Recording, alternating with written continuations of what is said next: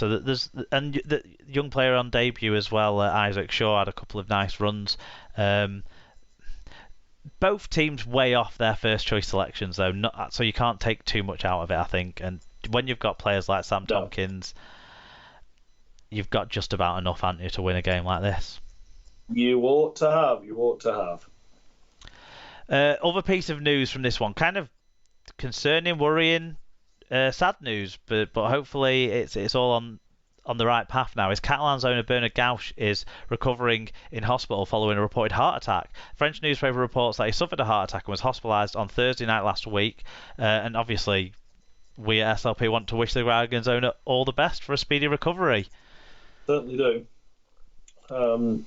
He's been the heart and soul of that Catalan club since it got back into since it joined Super League. So don't always agree with everything he says, but he's no one can argue with how passionate he is about the sport and about that team. So we wish him a very speedy recovery. Yeah, for sure. Last game of the week, the monsoon game. Salford versus Toulouse on Sunday afternoon was played in pissing down rain in front of 4,003 people. Marcus Griffiths had to suffer in the middle, along with the players. It was 38 points to 12 in the end to Salford. It was 20 points to 6 at half-time, so you could say the race was maybe run at that stage. Both teams were under 1,000 metres, but Salford outgains Toulouse by nearly 300 metres. So that tells you something about the game.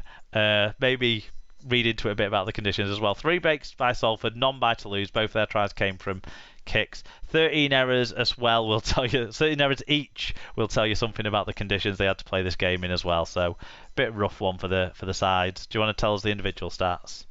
Yeah, for what they're worth. Yes, Brodie Croft. For Salford, 2 try assists and 117 metres. Kensio, 4 tries and 140 metres. Andy Ackers, 1 try assist, 40 tackles and 10 marker tackles. For the losing Toulouse side, none. No, I mean, they only made 700 and something metres. It's not... No one's getting anything. Want a game for much, was it?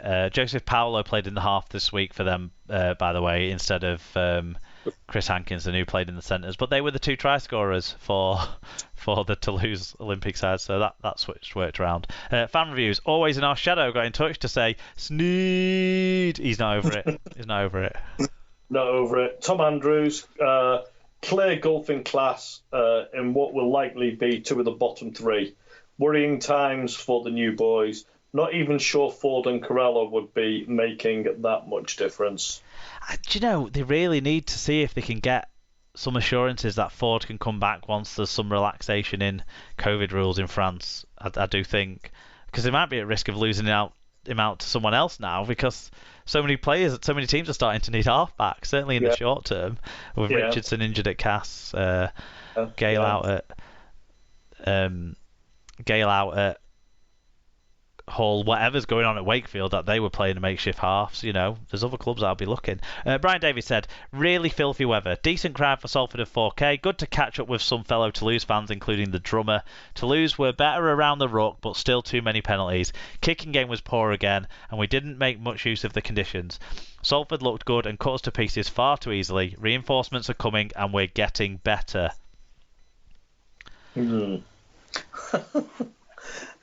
I suppose that is a better result than the week before. Yeah. So some sort of progress there. What it sounded like, because I listened to this game on the radio, a bit of this game on the radio, what it sounded like is Salford found it really easy to get their first half lead that they built up. Sneed and Croft sounds like they're combining well and working well in that team, and actually what you've got there is maybe not a team that's going to be in the bottom 3.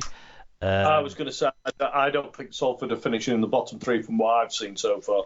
The one question mark, and they raised this in the commentary actually as well, about how far Salford can go this year, is in the pack. They did say that there was a notable drop-off when King Vuniyawa and Greg Burke were off the field, and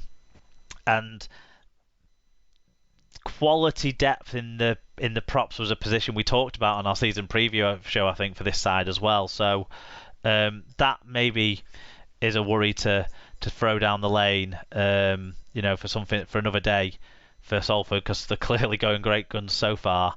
But yeah, Toulouse need all they can get, really. Everything, and quick. Yeah. If they're not careful, they'll be cut adrift, and then it's very, very difficult to find your way back from there. The first win cannot come quickly enough. No. Ken Seo 4 tries. Obviously, he's already back to the top of the try scorers charts like he was at the end of last season, so that's good for him. It sounds like Tim Laffey as well, who's his new centre this year, is striking up a decent partnership with him. So we'll see how that develops. Yeah. So a few stories from this one, Mark. Toulouse James Cunningham has suffered a suspected ruptured hamstring that could keep him out for prolonged. Another bottle over Toulouse. Lloyd White as well has got a grade A dangerous contact. No match. Grade A dangerous contact, no match penalty notice.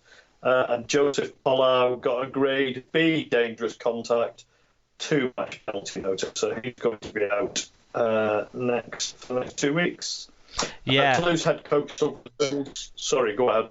Cunningham, if that's as bad as it could be, then we know that Wigan saw 2 players pretty much lose all their year for hamstring injuries last year.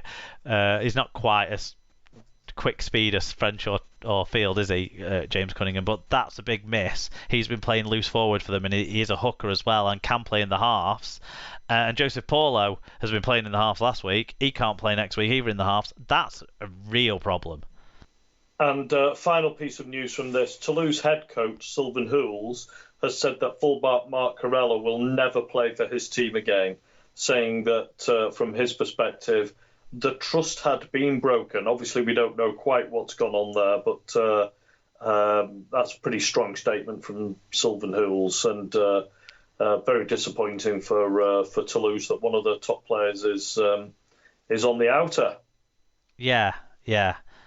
So if they can get a couple of players in that he's been suggesting will be happening soon, the sooner the better, like you said before. In terms of the standings, St Helens are top by points difference of a group of 5 that are 2 from 2. Huddersfield, Salford, Wigan and Warrington make up that group. Catalans and Hull FC, both with wins over Wakefield, coincidentally, are 1 from 2. Wakefield have the best points difference of the 5 sides that have lost both their opening games, with Leeds, Hull KR, Castleford and Toulouse completing the standings. Stat line of the week, we could have talked more about Ken Seo's 4 tries, but Jay Field with 3 tries, 261 metres and 3 clean breaks is the stat line of the week for me. Player of the week, who was your player of the week, David?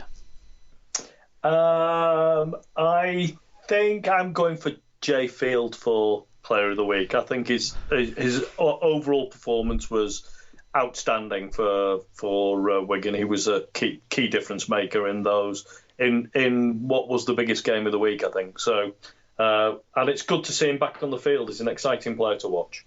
Yeah, he's top of the Man of Steel standings at this early stage, isn't he? And he's certainly top of our love list, because it's Jay Field again for me, 2 weeks in a row. But you can't take it away from the guy when he's, especially the 3rd try was brilliant, but a lot of that was Patrick Mago as well. That 2nd try, that burst of speed to make what was a bit of a fracture in the line into just a gaping hole, I thought was beautiful stuff. He's quick, and this is on wet pitches at the moment, so it's going to be fascinating to watch him play when the pitches firm up a little bit later on. He's going to be lightning.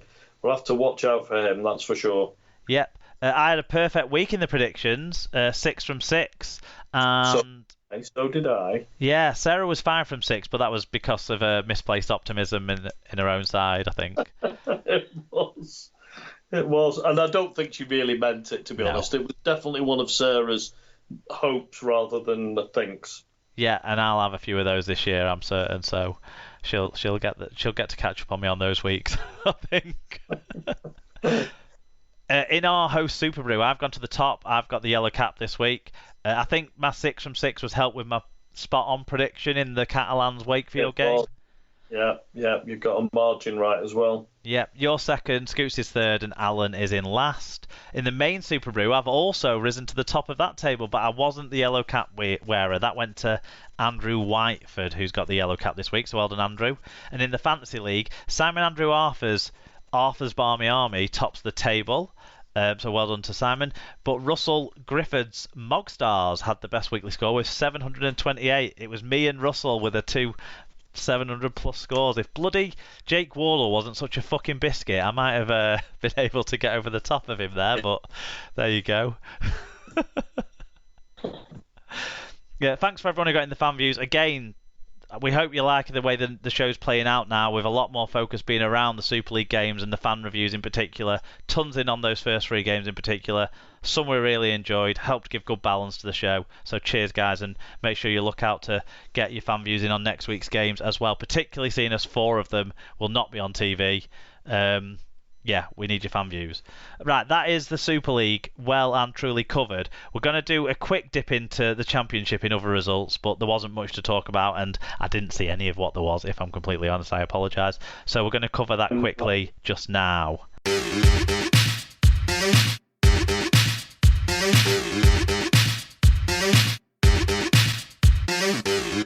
Other results time. It was round 4 in the Championship, and we only got 4 games, with 3 games being called off. So, Saturday, Newcastle 40, Whitehaven 24. It was Featherstone 30, London 12. And then on Sunday, it was York 4, Leigh 40. It was 6-4 at half time, that game. That's quite the turnaround. That's an amazing performance in the second half from Leigh. They're playing pretty well, but not quite as well as the next team. No, Dewsbury 10, Widnes 36 was the Monday night Premier Sports game. We did get in a fan view on this one, David. We did. Carsten said that first half looked like a decent game, but with the Rams running out of players, it became boring pretty fast. I hope the weather gets better soon, because it looks shit on TV. Not a bad game by the Mickey Mouse. I assume he means Scott Michalauskas. Yeah, I didn't get a chance to watch this one, to be honest. I had some other stuff going on last night, so I don't know. I caught up very briefly with the back end of the coverage, and it sounds like the Widnes forwards were pretty impressive, to be honest. They're doing really well, aren't they? Yeah, they're doing really, really well this year so far, and they'd be delighted by what they've seen. But rather like Salford fans so far, I suspect they probably weren't expecting them to be quite as good as they've started. No, exactly, because they were off the boil last year, Widnes. It's fair to say. Yeah, very much. Yeah, very much. That Leigh versus Widnes game in the Cup next week now is a bit of an appetite. Well, that one, isn't it, for after this weekend? It is.